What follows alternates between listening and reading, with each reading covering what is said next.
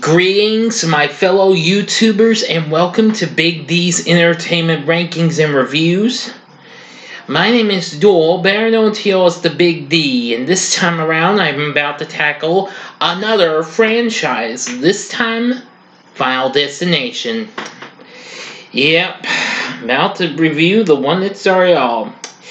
It was 20 years ago today when New Line Cinema released this supernatural horror flick. I have to say, when I first saw it, I was actually impressed with it. I really liked it. I soon got into it, but then I sort of kind of went off horror for a while, but soon I got back on and got to see the whole series. I had to admit, this is a good movie, but I'll explain when we get to it.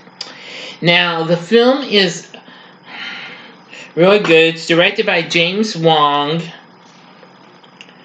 with a screenplay co-written by him along with Greg Morgan and Jeffrey Reddick, based on a story by Reddick, and was produced by Warren Zide and Craig Perry and Glenn Morgan.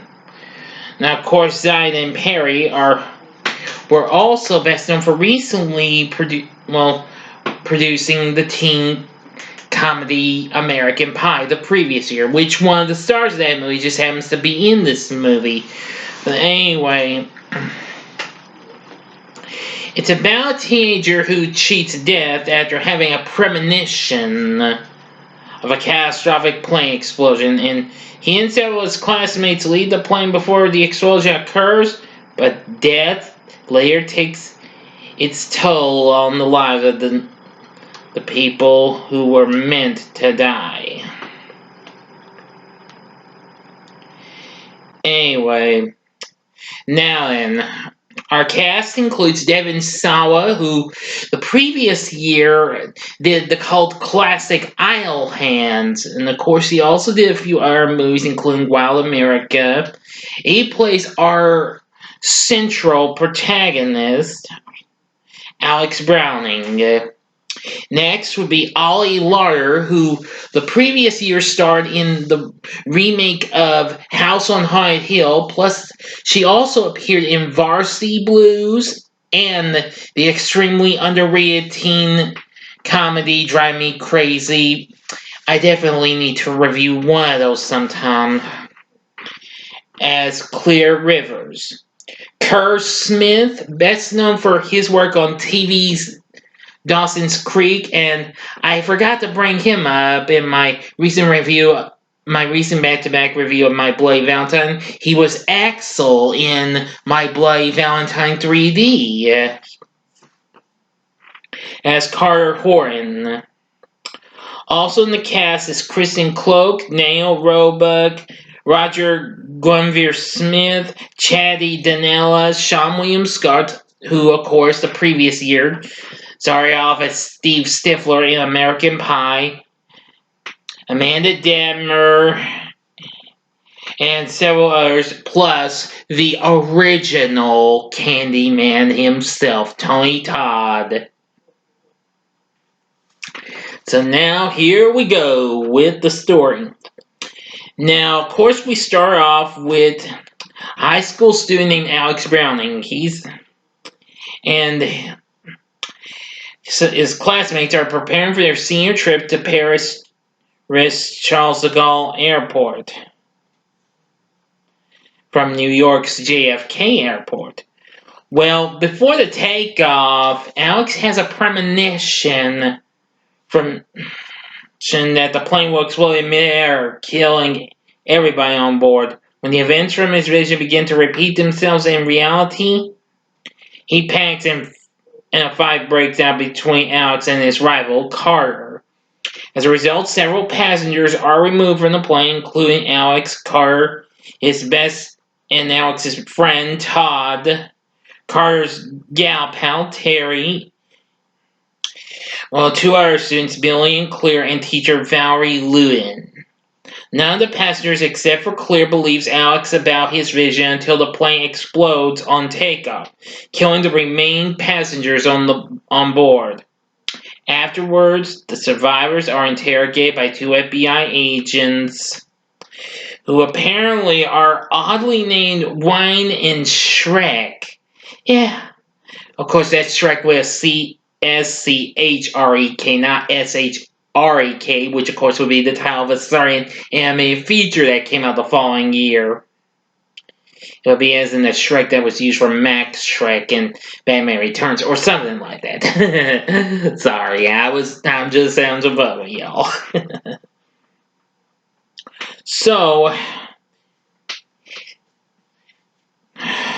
they believe that Alex had something to do with the explosion after the survivors were interrogated. 39 days later, the survivors attend a memorial service for the victims. And that night, an unusual chain reaction causes Todd to be strangled to death in a shower.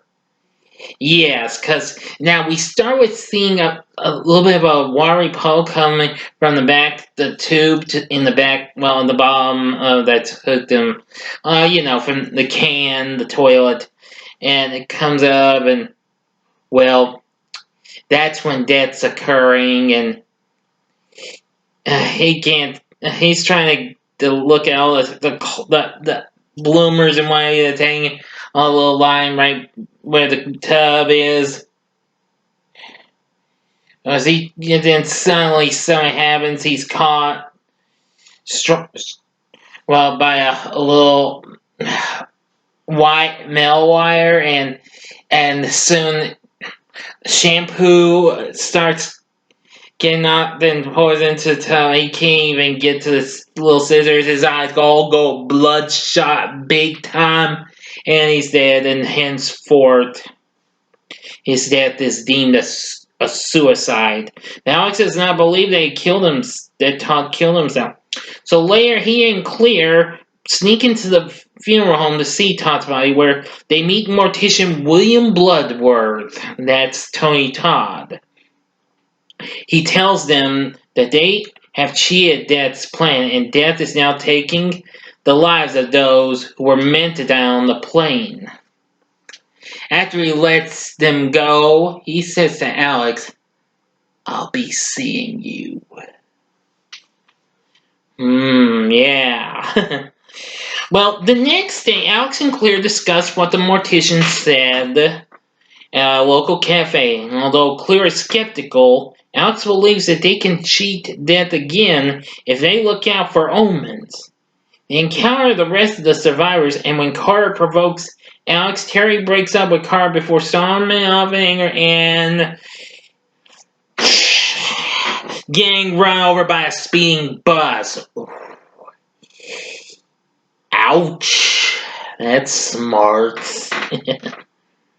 Well, after watching a news report on the cause of explosion, Alex realizes that the survivors are dying in the order they were meant to die on the plane. He deduces that Miss Lewin is next and rushes to her house to ensure her safety. But unfortunately, there's a real turn of events when she calls the FBI agents thinking Alex is up to no good, and they bring him in for questioning. Though Alex is unable to convince the agents of what is happening, he decided to let him go. But as Miss Lewin who's packing up to move and what have you, she puts on a record, and we hear a song that's been playing in some parts, and that would be the song Rocky Mountain High by John Denver. And something goes terribly wrong when, but Alex is coming back, but he was too late.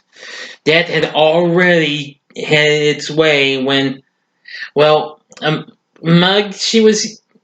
Lewin used it, was on her computer. She's trying to get it going, and soon it explodes, and, pieces of the screen get stuck. Her calls it right in her neck and what have you, and her whole house explodes when she's impaled by a falling kitchen knife, which barely goes into her, but after a big explosion, it goes down way deep. So the remaining survivors reunite and discuss what to do while driving through town. Well, Kerr learns he's next, and he's frustrated over not having control over his life. He drives like a madman here. Once they get Billy on board, well, and soon after driving like being a real speed demon and what have you, he stops his car on the railroad tracks, wanted to die on his own terms. But he changes his mind at the last minute, but he was too late. He cannot get out when his seatbelt jams. Alex manages to save Kerr just before the car is smashed by an oncoming train. But apparently, after that, Billy's just, he's going to stay away from Kerr. And suddenly he is decapitated by flying shrapnel. Now it deduces that because he intervened, Death skipped Kerr and moved on to Billy, and he realizes he's next on Death's list. Now I'm going to get to the last bit of this movie, so if you've not seen this movie, I would strongly advise you to stop this vid, go to the description box and fast forward to the time to stop this in order to avoid the ending. Okay, 5 minutes are up. You've been warned. Okay, while hiding out in a fortified cabin later on, Alex recalls changing seats with two girls in his premonition, meaning Claire is actually next. And he rushes to save her while being chased by the agents. Meanwhile, Claire is stuck inside her car with a leaking gas tank surrounded by loose electrical cables.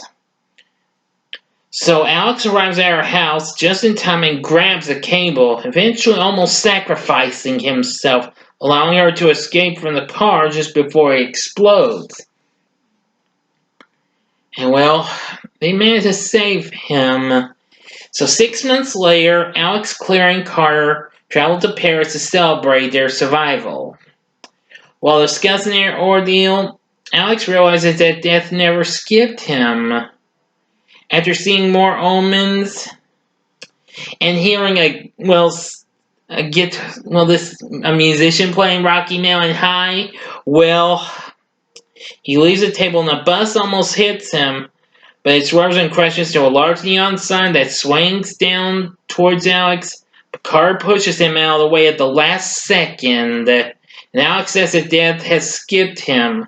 When Carter asks who's next, the sign swings back down towards Carter, and the screen cuts to black, followed by a loud smash, leaving Alex and Claire as the last two survivors of Flight 180. End of story.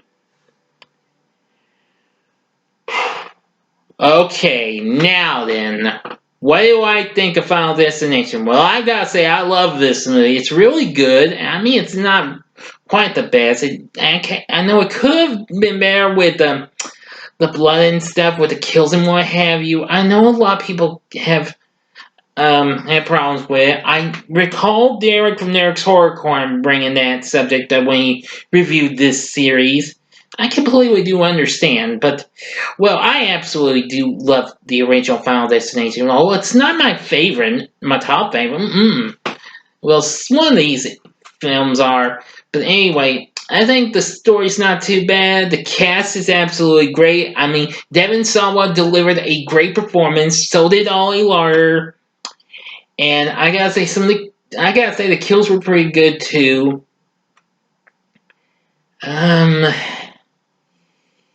Picking a death would be pretty darn tough. Now, I do kind of have some downsides though. I mean, before I get on a plane, Todd convinces Alex to go to the restroom at the airport to do a number 2, and no, and you'll know what I mean when you see the movie. Kind of weird though. But anyway. But nevertheless, Final Destination is a fabulous experience of a supernatural horror flick. Would I recommend this? Hell yeah. Yeah, definitely look into this. I think you'll enjoy it. It's pretty cool and all. It's got a good cast. It is on DVD, Blu-ray, and what have you. I do have it in the Final Destination 5 movie collection I got last year. I just rewatched it again just because today's the anniversary of it. Now, the film did pretty well and launched 4 sequels. Now, heard from I heard from one of my latest YouTube friends, I don't know if he subbed to me though, but I've subbed to him. Mr. Hat Reviews says there is a 6th one in the works. We don't know if it's a continuation or a reboot yet. It'll probably be much a reboot since it's been almost a decade since the 5th one came out. But anyway, just expect some reviews for the Final Destination franchise to come your way. You will definitely enjoy it. So anyway, that'll do it for my review of Final Destination. What did you think of Final Destination? Please feel free to tell me in the comments section. Like, comment, and subscribe to my channel as well, and be a part of the Big D Nation. Join me again next time when I review Final Destination 2. And so thanks again for watching. Now, if you liked what you saw, you can check out some of these. Well, I'm deciding since it's horror, I thought I'd give you some recent horror reviews I've done. Now, in the upper left-hand corner is my review, my back-to-back review of My Bloody Valentine and My Bloody Valentine 3D, which Kerr Smith appeared in.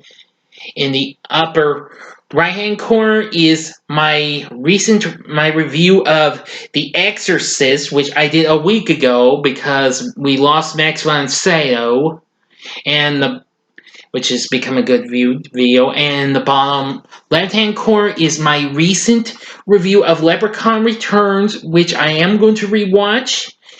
Which I kind of may be wrong on the guy who played the Leprechaun, plus a ranking of all the films in the Leprechaun franchise. And the bottom right-hand corner is the button you can click to subscribe with more. I'm almost up to 200 subscribers, but I still need 14. We'll see what will happen.